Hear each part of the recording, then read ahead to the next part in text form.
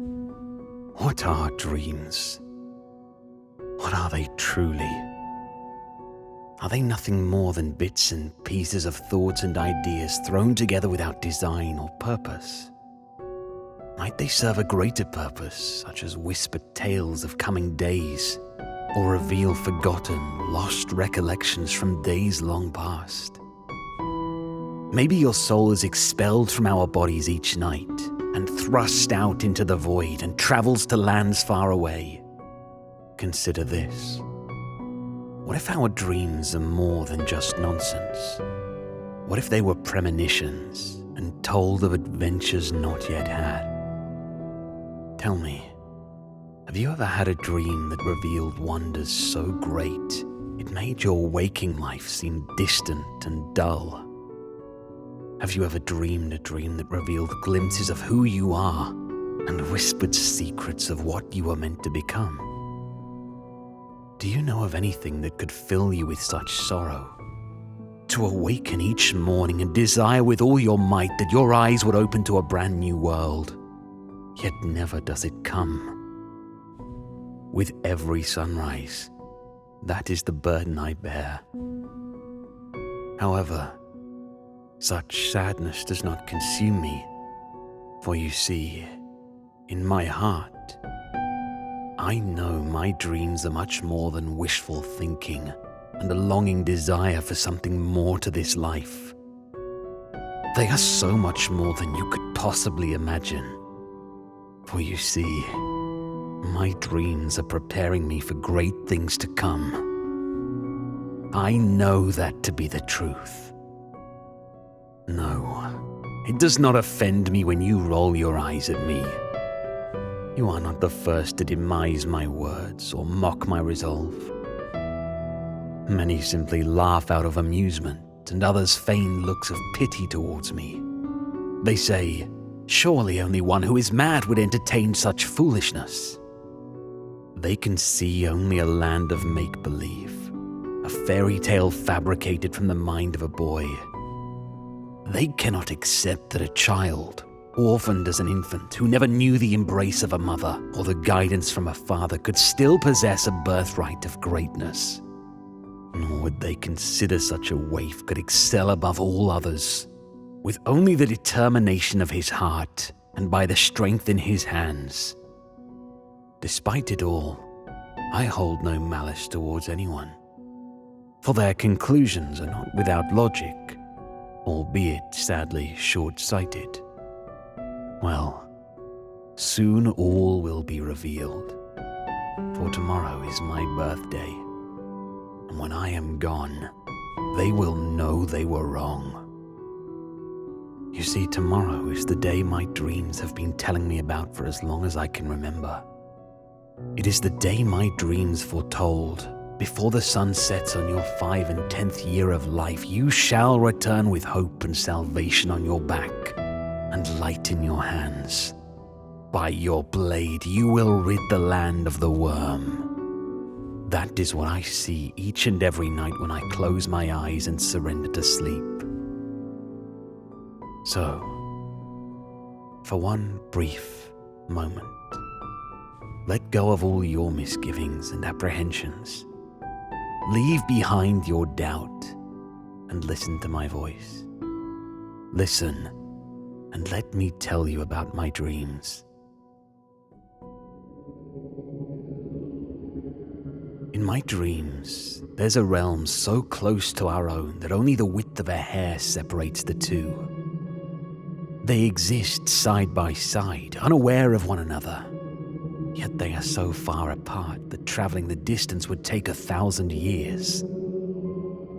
It is a medieval realm where science and magic live alongside each other as beloved friends. Machines and technology, sorcery and magic. Here, they are one. In this world, little distinction can be seen in matters of wizarding and science. Sorcerers and teachers, or magicians and healers, they are the same here. This realm is ruled by 6 great nations, each with a king and queen of virtuous heart and noble blood. Castles and villages, farms and towns pepper the land. All live simplistic lives with a hint of technologies, both natural and mystical. In my dreams, I see a beautiful, white, domed temple made of ivory stone. The temple is home to 6 revered weapons made from sacred steel, a gift from a goddess and bestowed upon a chosen warrior from each nation. She offered these weapons in preparation for the day foretold, the day of the worm. Honored are those blades, but in the center of the temple is the 7th altar, the spot most exalted. Upon this shrine rests the armor and weapons of the 7th son of a 7th son, a boy born under the eclipse of the 3 moons and conceived from the joining of a mortal and a god. His bloodline is destined to ignite the realms within shadow and despair and shine hope again upon an oppressed and dying people. In my dreams, the weapons I yield are made from mystical steel of silver and blue. My armor is impenetrable and durable, yet impossibly light. My gauntlet extends past my elbow and serves as my shield. Upon the broad cuff of the metal-plated glove is housed a diamond-shaped disc with 3 blades that emerge from its tips with a lethal snap. When flung at my enemies, the disc obeys my will. It lays waste to all of my foes, then faithfully returns to my hand without fail every time. Forged was my sword from the last remnants of creation. Its steel was tempered under the solar storms of a distant star and cooled with the very essence of life. It is the mortal enemy of rot and decay. Never will my sword be broken. Nothing can shatter its blade. It is impervious to impact. Never will its edge become worn and dulled. The jeweled eye that sits within its hilt is my symbol and banner. It is the beacon that shines a light of hope and victory against any abomination that dares to stand against me. In my dreams, I see a day in which black rain falls from the sky. Ropey and fibrous strands of greenish-black tar pour from the clouds. Its touch brings death and decay across the land. The arrival of the worm is heralded by a clap of thunder. As his fortress bursts through the clouds, it pierces the ground like a dagger stabbed into flesh. It is a jagged and pointed crystalline citadel with bulbous blister-like domes upon its walls. The crystalline mountain is the throne from where the worm will conquer and reign. Black waterfalls pour from the dark fortress and crash to the ground, spreading outward from the mountain's base. It is the source of the decay. A black mold of writhing masses of tentacles and tendrils that infest the land with its disease of corrosion. Everything it comes into contact with begins to corrode and rot away. Except for one thing. The dead.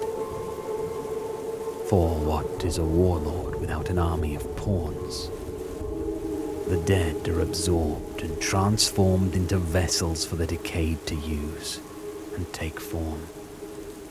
They are the loyal eyes, the foot, and the iron fist of the worm. The once good people are now primal and vicious creatures, robbed of the peace one would find in death. They are servants of the worm. They attack with such rage and violence, even the mightiest of soldiers cower upon their approach. They strike with fingers as sharp as daggers, and they stab with limbs as deadly as spears. The worm leaves a wake of desolation and decay in its path. It fills its ranks with the deceased and slain flesh of the villages it encounters. From his fortress, the blisters upon its walls are released, and its army of decayed and mindless drones carry the smelly, rotting masses into the heart of all 6 nations. It will plant itself into the ground and become extensions of the mind and will of the worm. From there, it will wage war against every man, woman, and child.